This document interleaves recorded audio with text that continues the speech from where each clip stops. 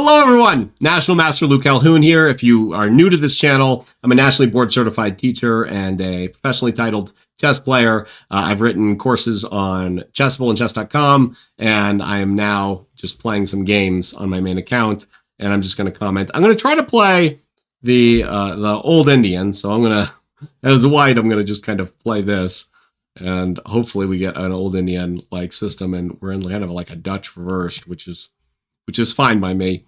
I'm not going to play like a 2-hour video this time. I'm just, it's too late for that. And I got to like slim down on my Blitz. I get exhausted if I have to play like 2 hours in a row and make sure everything's on. So we're going to play like a game or two and just kind of comment afterwards. This is kind of a typical bird's opening. And if I recall, a lot of times if you're against the bird, there's this danger of a quick e5, and then this bishop scope just like becomes enormous. So, for example, if I could just like X right through my queen right now, which I of course can't, then I would have an excellent game, but still I have a pretty good game. I'm going to attack this bishop, attack that pawn, the bishop can come out here, and I already have a good game against the equivalent of the bird's opening, I guess, kind of the Dutch in this sense. I'm playing an FM rated 2391, so no slouch of a player. I expect a really good game and all that jazz.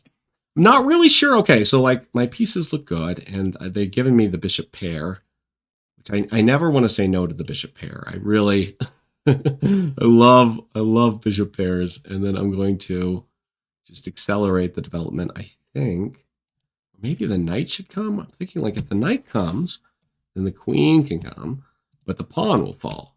So this is like, you know, a little double-edged with the knight. Well, the bishop is just kind of like annoy them move and don't play for anything else.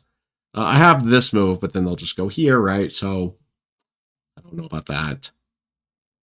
I think here, because if I can take on h7, wow, that gets like really, really crazy though. So I'm not sure I'm ready for that level of drama in my life. Let's just play a positional move.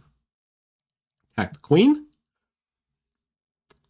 And I think the idea is that if they pin it, yeah, then their knight is a little bit worse, which I don't know if that does a ton, but now I would love to get my queen in the game and take advantage of the fact that black is a little underdeveloped.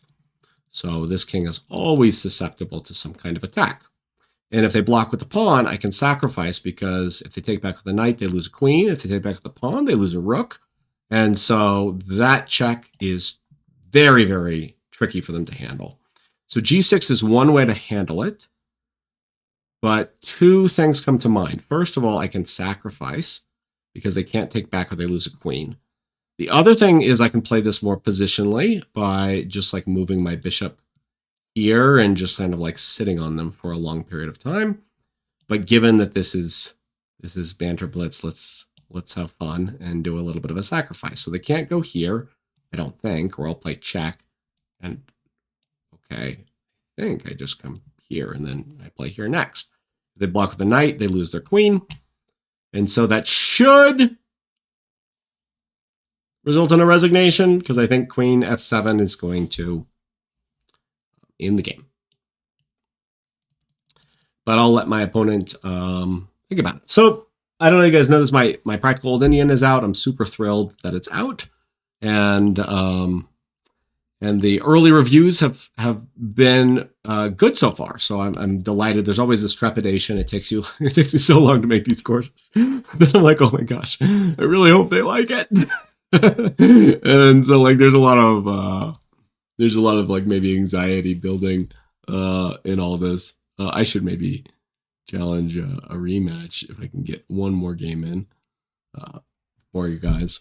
Yeah, if you, I wrote a quick video on just making a course, but it's just this incredibly time-consuming thing. It's definitely not a financial decision. It's an emotional decision that you love.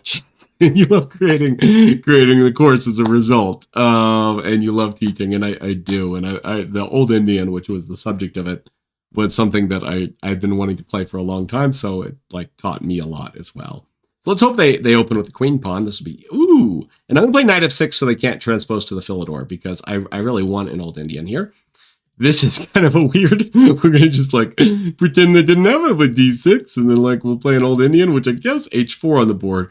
It looks kind of aggressive, like maybe they'll play h5, h6, and this is trying to transposing into a Philidor because they have knight c3 on the board, which is much more Philidor-y. Okay, and then they're fianchettoing. I'm gonna go ahead and like expand my center. This can happen a lot in the old Indian. They think your pawn chain's here, and then it's like just a little bit up all of a sudden, and you advance on them. So like then you go here, and then you go here. And oftentimes when this happens, they've like committed to this fianchetto, but now it will be biting on granite. So it can feel like a French, but really you don't fianchetto in the French. And so it's going to be a little bit weird here. They want to trade the bishops. That is totally cool with me because even though I don't think their bishop was particularly good, they have already weakened these squares by playing g3. And so then I can just go and come for breakfast over here. Next move is here and then here, and it should be lights out, I think, at this point. I mean, is there a way for them to block the mate? I don't think so. So my opponent's pretty good, 2350. I expect them, but I don't know. I think he got carried away with I have two mates, so we'll make this way. It looks cooler.